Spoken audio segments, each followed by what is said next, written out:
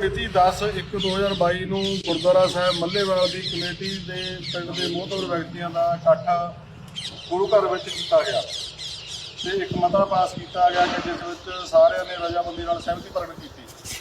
ਮਤਾ ਪਾਸ ਕੀਤਾ ਕਿ ਜੋ ਪਿਛਲੇ ਸਮੇਂ ਦੌਰਾਨ ਸਰਸੇਵਾਲੇ ਦੇ ਸੰਬੰਧੀ ਅਕਾਲ ਤਖਤ ਵੱਲੋਂ ਮਤਾ ਪਾਸ ਕੀਤਾ ਗਿਆ ਹੈ, ਸਰਸੇਵਾਲੇ ਨਾਲ ਸੰਬੰਧ ਰੱਖਣ ਵਾਲੇ ਨਾਲ ਕੋਈ ਵੀ ਸਾਂਝ ਨਹੀਂ ਰੱਖੀ ਜਾਵੇਗੀ। ਉਸ ਤੋਂ ਬਾਅਦ ਬੇਅਦਬੀਆਂ ਦੇ ਦੌਰ ਚੱਲੇ ਜਿਸ ਵਿੱਚ ਸਰਸੇਵਾਲੇ ਦੇ ਸ਼ਰਧਾਲੂ ਦੋਸ਼ੀ ਪਾਏ ਗਏ। ਉਸ ਤੋਂ ਬਾਅਦ ਨਾਭੇ ਹਲਕੇ ਦੇ ਵਿਧਾਇਕ ਸਾਧੂ ਸਿੰਘ ਸਲਾਵਤਪੁਰ ਡੇਰੇ ਵਿੱਚ ਸਰਸੇਵਾਲਿਆਂ ਨਾਲ ਸ਼ਾਮਲ ਹੋਏ, ਜਿਸ ਦਾ ਕਮੇਟੀ ਤੇ ਪਿੰਡ ਦੇ ਮੋਹਤਬਰ ਵਿਅਕਤੀਆਂ ਨੇ ਸਖਤ ਰੋਸ ਪ੍ਰਗਟ ਕੀਤਾ ਤੇ ਮਤਾ ਪਾਸ ਕੀਤਾ ਕਿ ਅੱਜ ਤੋਂ ਬਾਅਦ ਸਾਧੂ ਸਿੰਘ ਦਾ ਪਿੰਡ ਮੱਲੇਵਾਲ ਵਿੱਚ ਹਰ ਇੱਕ ਪ੍ਰੋਗਰਾਮ ਵਿੱਚ ਵਿਰੋਧ ਕੀਤਾ ਜਾਵੇਗਾ ਤੇ ਗੁਰੂ ਘਰ ਕਿਸੇ ਵੀ ਪ੍ਰੋਗਰਾਮ ਵਿੱਚ ਸ਼ਾਮਲ ਨਹੀਂ ਹੋਣ ਦਿੱਤਾ ਜਾਵੇਗਾ।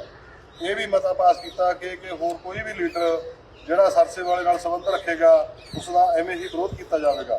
ਸਾਰੀ ਸੰਗਤ ਨੇ ਇਹ ਮਤਾ ਰਜਾਮੰਦੀ ਨਾਲ ਪਾਸ ਕੀਤਾ ਤੇ ਇਸ ਤੇ ਪਹਿਰਾ ਦੇਣ ਦਾ ਪ੍ਰਣ ਕੀਤਾ। ਬੋਲੇ ਸੋ ਨਿਹਾਲ। ਸਤਿ ਸ੍ਰੀ ਅਕਾਲ। ਮਿਤੀ 10/1/2022 ਨੂੰ ਗੁਰਦੁਆਰਾ ਸਾਹਿਬ ਮੱਲੇਵਾਲ ਦੀ ਕਮੇਟੀ ਦੇ ਪਿੰਡ ਦੇ ਮੋਹਤਬਰ ਵਿਅਕਤੀਆਂ ਦਾ ਇਕੱਠ ਗੁਰੂ ਘਰ ਵਿੱਚ ਕੀਤਾ ਗਿਆ ਤੇ ਇੱਕ ਮਤਾ ਪਾਸ ਕੀਤਾ ਗਿਆ ਕਿ ਜਿਸ ਵਿੱਚ ਸਾਰਿਆਂ ਨੇ ਰਜਾਮੰਦੀ ਨਾਲ ਸਹਿਮਤੀ ਪ੍ਰਗਟ ਕੀਤੀ। ਮਤਾ ਪਾਸ ਕੀਤਾ ਕਿ ਜੋ ਪਿਛਲੇ ਸਮੇਂ ਦੌਰਾਨ ਸਰਸੇਵਾਲੇ ਦੇ ਸੰਬੰਧੀ ਅਕਾਲ ਤਖਤ ਵੱਲੋਂ ਮਤਾ ਪਾਸ ਕੀਤਾ ਗਿਆ ਹੈ, ਸਰਸੇਵਾਲੇ ਨਾਲ ਸੰਬੰਧ ਰੱਖਣ ਵਾਲੇ ਨਾਲ ਕੋਈ ਵੀ ਸਾਂਝ ਨਹੀਂ ਰੱਖੀ ਜਾਵੇਗੀ। ਉਸ ਤੋਂ ਬਾਅਦ ਬੇਅਦਬੀਆਂ ਦੇ ਦੌਰ ਚੱਲੇ ਜਿਸ ਵਿੱਚ ਸਰਸੇਵਾਲੇ ਦੇ ਸ਼ਰਧਾਲੂ ਦੋਸ਼ੀ ਪਾਏ ਗਏ।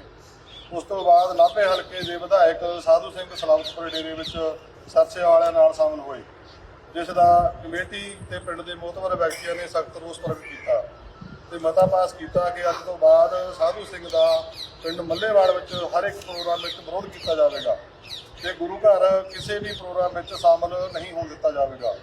ਇਹ ਵੀ ਮਤਾ ਪਾਸ ਕੀਤਾ ਕਿ ਹੋਰ ਕੋਈ ਵੀ ਲੀਡਰ ਜਿਹੜਾ ਸਰਸੇਵਾਲੇ ਨਾਲ ਸੰਬੰਧ ਰੱਖੇਗਾ ਉਸ ਦਾ ਐਵੇਂ ਹੀ ਵਿਰੋਧ ਕੀਤਾ ਜਾਵੇਗਾ।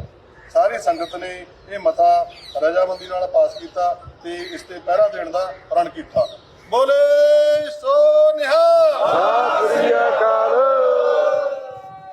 ਮਿਤੀ 10/1/2022 ਨੂੰ ਗੁਰਦੁਆਰਾ ਸਾਹਿਬ ਮੱਲੇਵਾਲ ਦੀ ਕਮੇਟੀ ਦੇ ਪਿੰਡ ਦੇ ਮੋਹਤਬਰ ਵਿਅਕਤੀਆਂ ਦਾ ਇਕੱਠ ਗੁਰੂ ਘਰ ਵਿੱਚ ਕੀਤਾ ਗਿਆ ਤੇ ਇੱਕ ਮਤਾ ਪਾਸ ਕੀਤਾ ਗਿਆ ਕਿ ਜਿਸ ਵਿੱਚ ਸਾਰਿਆਂ ਨੇ ਰਜਾਮੰਦੀ ਨਾਲ ਸਹਿਮਤੀ ਪ੍ਰਗਟ ਕੀਤੀ। ਮਤਾ ਪਾਸ ਕੀਤਾ ਕਿ ਜੋ ਪਿਛਲੇ ਸਮੇਂ ਦੌਰਾਨ ਸਰਸੇਵਾਲੇ ਦੇ ਸੰਬੰਧੀ ਅਕਾਲ ਤਖਤ ਵੱਲੋਂ ਮਤਾ ਪਾਸ ਕੀਤਾ ਗਿਆ ਹੈ, ਸਰਸੇਵਾਲੇ ਨਾਲ ਸੰਬੰਧ ਰੱਖਣ ਵਾਲੇ ਨਾਲ ਕੋਈ ਵੀ ਸਾਂਝ ਨਹੀਂ ਰੱਖੀ ਜਾਵੇਗੀ। ਉਸ ਤੋਂ ਬਾਅਦ ਬੇਅਦਬੀਆਂ ਦੇ ਦੌਰ ਚੱਲੇ ਜਿਸ ਵਿੱਚ ਸਰਸੇਵਾਲੇ ਦੇ ਸ਼ਰਧਾਲੂ ਦੋਸ਼ੀ ਪਾਏ ਗਏ।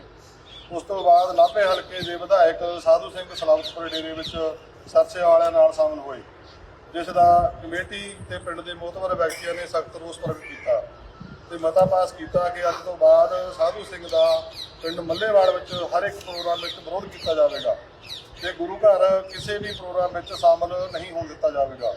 ਇਹ ਵੀ ਮਤਾ ਪਾਸ ਕੀਤਾ ਕਿ ਹੋਰ ਕੋਈ ਵੀ ਲੀਡਰ ਜਿਹੜਾ ਸਰਸੇਵਾਲੇ ਨਾਲ ਸੰਬੰਧ ਰੱਖੇਗਾ ਉਸ ਦਾ ਐਵੇਂ ਹੀ ਵਿਰੋਧ ਕੀਤਾ ਜਾਵੇਗਾ। ਸਾਰੀ ਸੰਗਤ ਨੇ ਇਹ ਮਤਾ ਰਜਾਮੰਦੀ ਨਾਲ ਪਾਸ ਕੀਤਾ ਤੇ ਇਸ ਤੇ ਪਹਿਰਾ ਦੇਣ ਦਾ ਪ੍ਰਣ ਕੀਤਾ। ਬੋਲੇ ਸੋ ਨਿਹਾਲ।